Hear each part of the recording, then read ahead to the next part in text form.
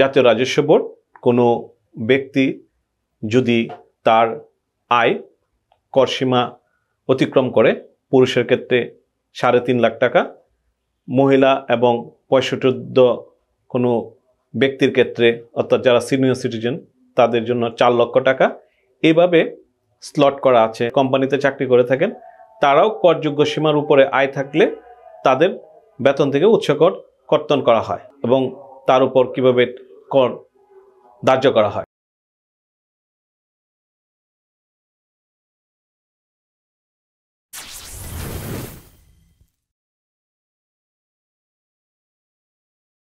বিসমিল্লাহির রহমানির রহিম। সম্মানিত সুনাগরিক করদাতাবৃন্দ, আসসালামু আলাইকুম। আশা রাখি আপনারা সবাই ভালো আছেন, আমাদের ল ম্যাটারের সঙ্গে আছেন।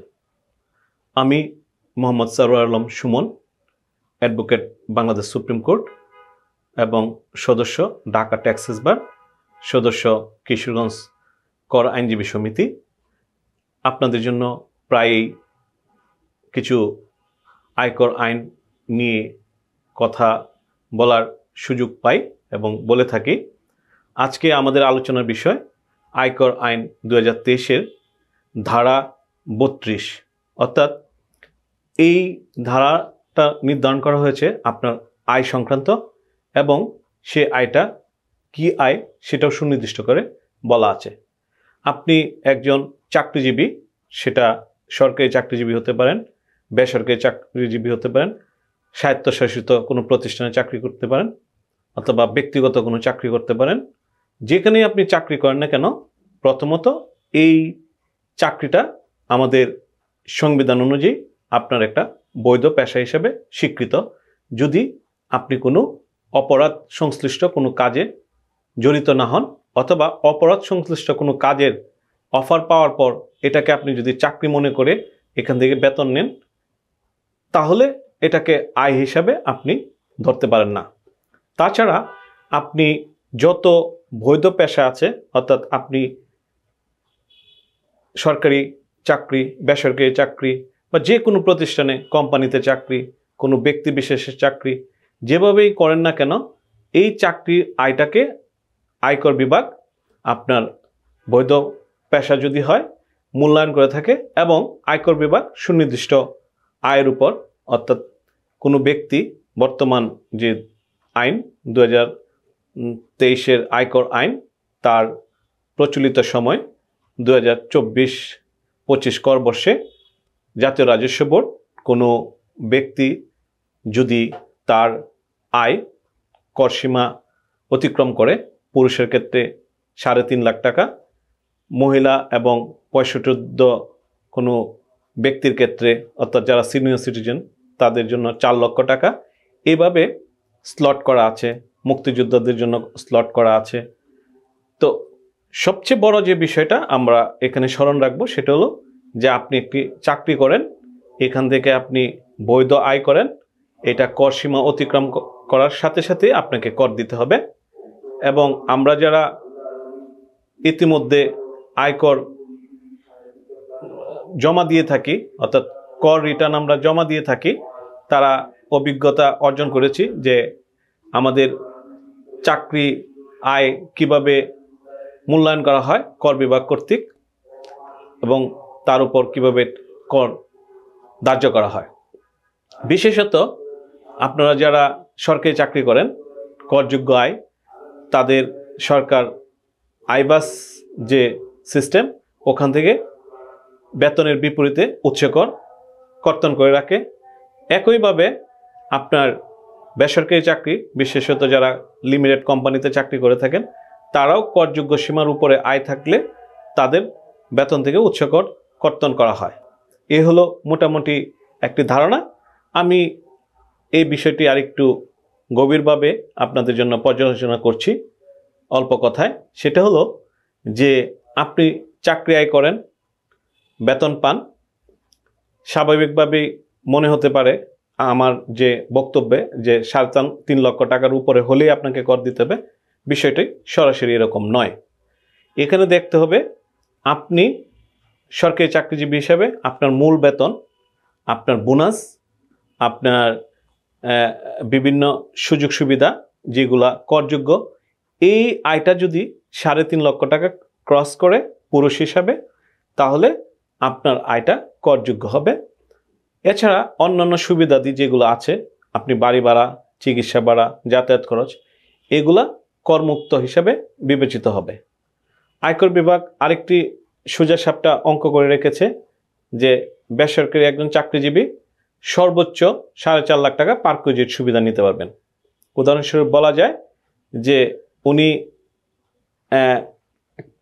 একটু ভালো বেতনে চাকরি করেন, অর্থাৎ ধরে নিলাম প্রতি মাসে 1 লক্ষ টাকা করে উনি বেতন পান, অর্থাৎ 12 মাসে উনি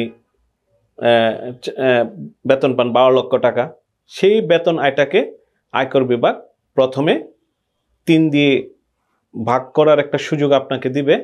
এক অংশ বাদ দিবেন, বাকি যে অংশটা থাকবে সেই অংশটাকে আপনার করযোগ্য হিসেবে বিবেচনা করা হবে এবং তার উপর প্রথম যে কর সীমা 3.5 লক্ষ টাকা সেটা বাদ দিয়ে বাকি টাকার উপর আপনার ট্যাক্স ধার্য করা হবে। এই হলো আয়কর বিভাগের সূত্র। এখানে প্রণিধানযোগ্য হলো যে আপনার জন্য করমুক্ত সীমা একজন বিশেষ করে সরকারি চাকরিজীবীর বাইরে, কারণ আমরা জানি সরকারি চাকরিজীবী যারা করেন তাদের সরাসরি তাদের বেতন এবং বোনাস ছাড়া বাকি সব করমুক্ত, এবং বাংলাদেশের বর্তমান যে ব্যবস্থা সেখানে সরকারি চাকরিজীবীদের যে বেতন কাঠামো তাতে খুব বেশি আপনার সর্বোচ্চ খুব বেশি টাকা পাওয়ার যে চাকরিজীবী সেই সংখ্যা খুবই কম। আমরা প্রাইভেট জবে এই সংখ্যা বেশি দেখতে পাই। তাদের ক্ষেত্রে আমার কথা বলা, বিশেষত যে এই সূত্রটা এরকম প্রয়োগ করে থাকে যে তাদের সর্বোচ্চ 4.5 লাখ টাকা পার্কুইজিট সুবিধা পাবে, অথবা তার বেতনের পরিমাণ যা আসবে মোট বেতন এটাকে 3 ভাগে ভাগ করা হবে। 1 ভাগ করমুক্ত, 2 ভাগ করের মধ্যে আসবে। এখান থেকে কর সীমা বাদ দিয়ে বাকি টাকার উপর তার কর নির্ধারণ হবে। এই ক্ষেত্রে আরও কিছু বিষয় আছে, আপনারা এই বিষয়ে বিস্তারিত ভবিষ্যতে জানার জন্য আমাদের সঙ্গেই থাকবেন। যে এখানে কর রেয়াতের কিছু বিষয় আছে। উৎসে কর যদি আপনার কর্তন থাকে, আপনার নিজস্ব একটা গাড়ি আছে, এখানে অ্যাডভান্স ট্যাক্স দেওয়া থাকে বা বিভিন্ন মাধ্যমে উৎস কর কাটা থাকে, ওগুলাও মোট কর দায় থেকে বিয়োগ দিয়ে আপনার একটা ট্যাক্স লায়াবিলিটিস নির্ধারণ করা হয়। পরিশেষে আমি যে কথাটি আজকে বলতে চাচ্ছিলাম আপনাদেরকে সেটা হলো যে আপনার চাকরি আয়, অর্থাৎ আয়কর আইন 2023-এর 32 ধারা অনুযায়ী এই চাকরি আয়ের হিসাবগুলো আপনি খুব সহজেই আপনার নিজের মতো করে করতে পারবেন। আমি আবারও বিষয়টি আপনাদের জন্য স্পষ্ট করছি, আপনি যদি সরকারি চাকরিজীবী হন তাহলে আপনার বেতন, বোনাস এবং বৈশাখী ভাতা সহ অন্যান্য কোনো সুবিধা যদি স্পেশাল পেয়ে থাকেন এগুলো করযোগ্য, বাকি সব আপনার করমুক্ত থাকবে। আর আপনি যদি বেসরকারি কোনো চাকরি করে থাকেন, সেটা আপনি বড় কোম্পানি হতে পারে, কোনো ব্যক্তি বিশেষের হতে পারে, কোনো ফার্ম হতে পারে, অংশীদারি ফার্ম হতে পারে, আপনার ক্ষেত্রে অঙ্ক সহজ।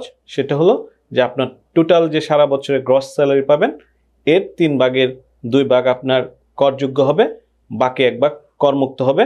করমুক্ত যদি আপনি সর্বোচ্চ করমুক্ত সুযোগ পাবেন, আপনি উচ্চ বেতনের চাকরিদারি হলে 4.5 লাখ টাকা, বাকি সব টাকা আপনার করের আওতায় আসবে এবং তার থেকে আপনি করমুক্ত সীমা বাদ দিয়ে আপনার ট্যাক্স ক্যালকুলেশন করবেন।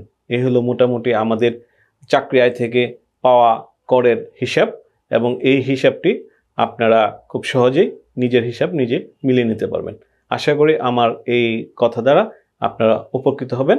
যদি আরও কিছু জানার থাকে তাহলে আমাদের চ্যানেলটিকে ফলো করুন এবং আমাদের কমেন্টস বক্সে আপনারা প্রশ্ন রাখতে পারেন।